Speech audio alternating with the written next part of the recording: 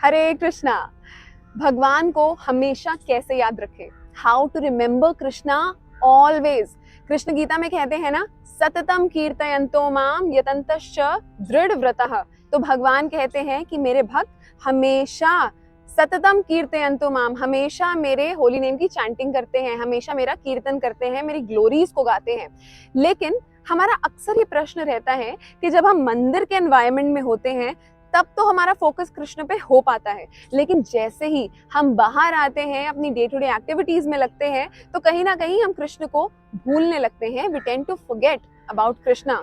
तो भगवान को हमेशा कैसे याद रखा जाए, किस प्रकार से उन्हें 24/7 अपने माइंड में रखा जाए, तो आज की वीडियो इसी बारे में रहेगी, जहां पर हम ट्राई करेंगे ये डिस्कस करने का कुछ ऐसे प्रैक्टिकल वेज जिससे हम भगवान को हमेशा याद रख पाएंगे। तो आइए शुरू करते हैं।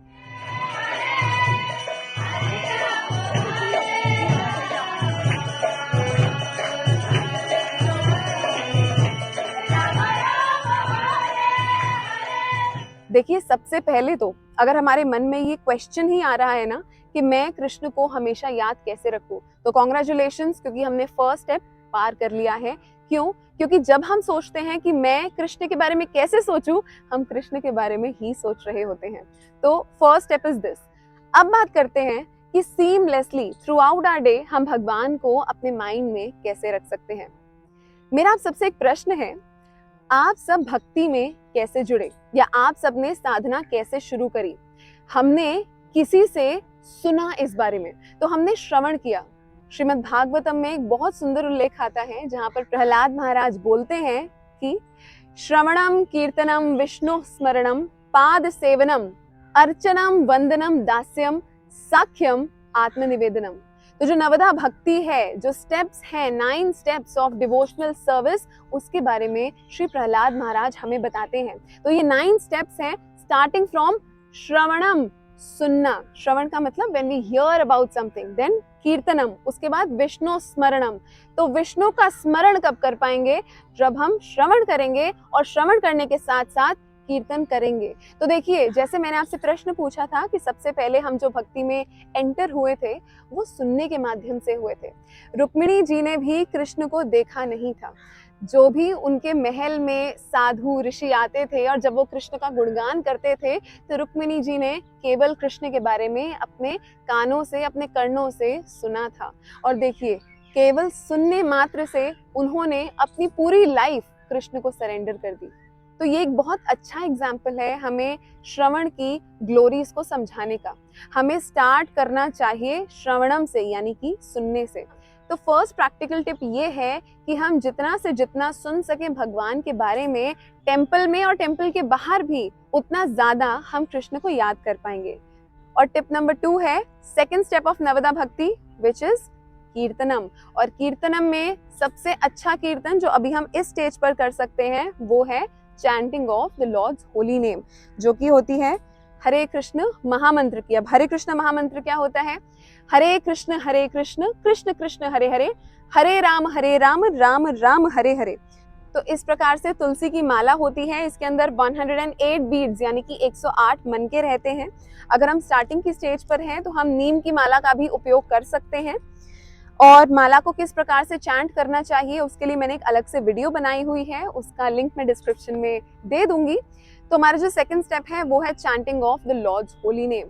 अब जो हमारी टिप नंबर 3 है वो क्लोजली रिलेटेड है टिप नंबर 2 से।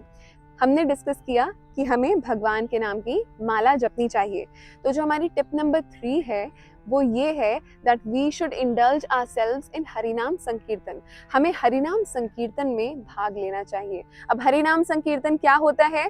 जब सभी भक्त मिलकर भगवान की ग्लोरीज को गाते हैं, इस हरे कृष्ण महामंत्र को एक साथ गाते हैं। इसके साथ ही साथ आपको बता दूं कि हमारे मन में हमें ये डाउट नहीं रखना चाहिए कि हरिनाम संकीर्तन तो केवल एक साथ मिलकर आना और गाना है। जी नहीं, ऐसा नहीं है। क्यों? क्योंकि गोलोकेर प्रेम धन हरि नाम संकीर्तन, ये जो हरि नाम संकीर्तन है, ये जो ट्रांसेंडेंटल साउंड वाइब्रेशन है, ये मटेरियल वर्ल्ड की नहीं है, ये ट्रांसेंडेंटल वर्ल्ड की है, जिसे देने के लिए स्वयं श्री कृष्ण इस धरा पर अवतरित हुए थे श्रीमंत चैतन्य महाप्रभु के फॉर्म में, जो कि आज से 500 वर्ष पहले मायापुर नवद्वीप में अवतरित हुए थे और उनके द्वारा ही ये हरिनाम संकीर्तन यज्ञ का इनॉग्रेशन किया गया था। तो इसको हरिनाम संकीर्तन यज्ञ बोला जाता है। क्यों? क्योंकि कलयुग में जो विधि हमें दी गई है सेल्फ रियलाइजेशन को, यानी कि आत्म साक्षात्कार को प्राप्त करने के लिए, वो है हरिनाम संकीर्तन। और श्रीपाद आइंद्र प्रभु एक बहुत ही सुंदर बात बोला करते थे। वो कहते थे कि जब आप चैंटिंग करते हो, जब आप हरे कृष्ण महामंत्र की माला करते हो, वो निकुंज सेवा के बराबर होती है। यानी कि आप भगवान को पर्सनल लेवल पर सर्व कर रहे हैं और उन्हें प्लीज करने की कोशिश कर रहे हैं। और हरिनाम संकीर्तन का मतलब सभी भक्त एक साथ आकर भगवान को खुश करने की कोशिश करते हैं। अब एक बात बताइए, हम सबने ये वाली स्टोरी सुनी थी ना कि किस तरह से अगर हम एक उंगली को लेते हैं वर्सेस जब हम एक पूरी मुट्ठी को लेते हैं, तो क्या ज्यादा स्ट्रांग होती है, उंगली या मुट्ठी? मुट्ठी ज्यादा स्ट्रांग होती है। लेकिन मुट्ठी को भी स्ट्रांग कौन कौन बनाता है? उंगलियां इंडिविजुअली।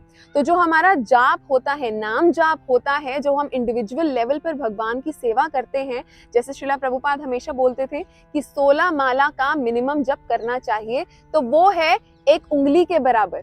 और जब ये उंगली स्ट्रांग होती है और बाकी उंगलियों के कांटेक्ट में आती है, तो ये सारी उंगलियां मिलकर जितने से जितना कठिन कार्य हो उसको भी कर लेती हैं।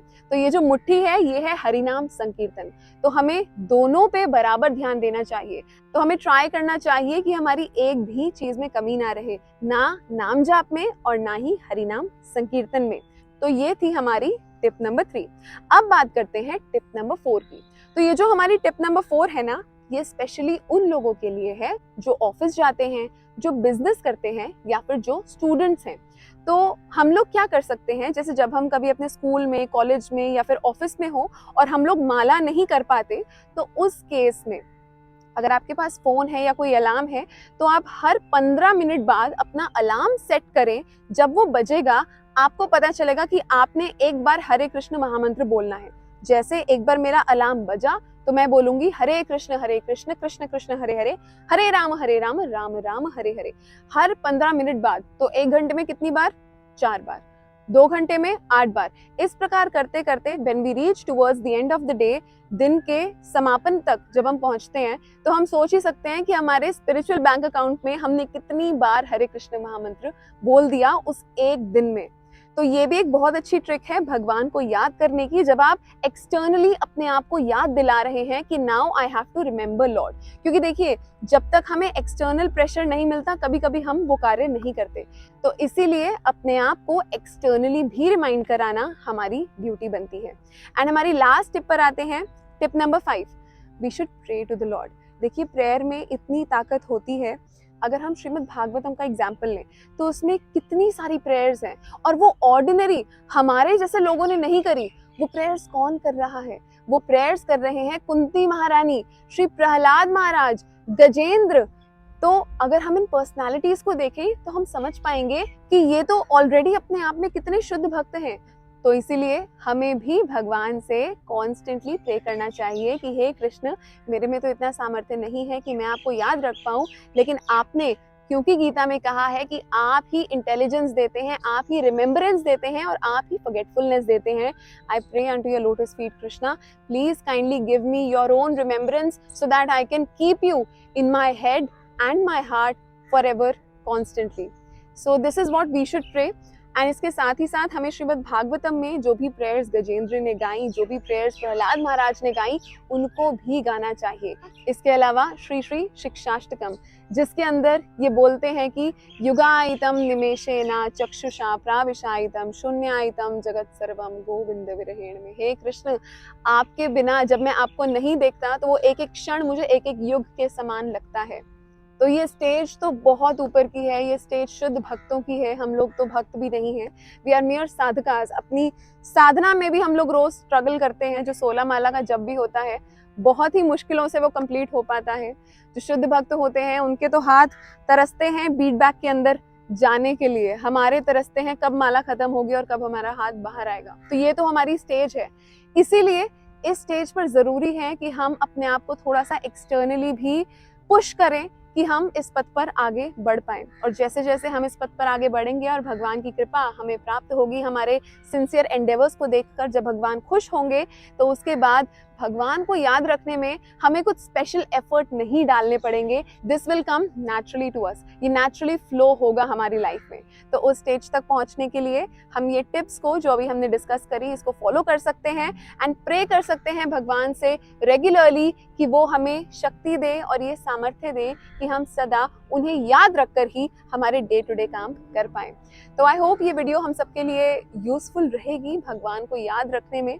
और ये मेरे लिए भी रिमाइंडर है कि जब भी हम भगवान को याद ना रखें, let's go back to the basics, Hari कथा लगाएं, हरि श्रवण करें, हरि कीर्तन करें, जिससे कि भगवान का स्मरण या सिमरन हमें ज्यादा से ज्यादा हो। जय जय श्री राधे श्याम, जय जय श्रीला प्रभुपाद, निताई गौर प्रेमानंदे, हरि हरि बोल, हरे कृष्णा।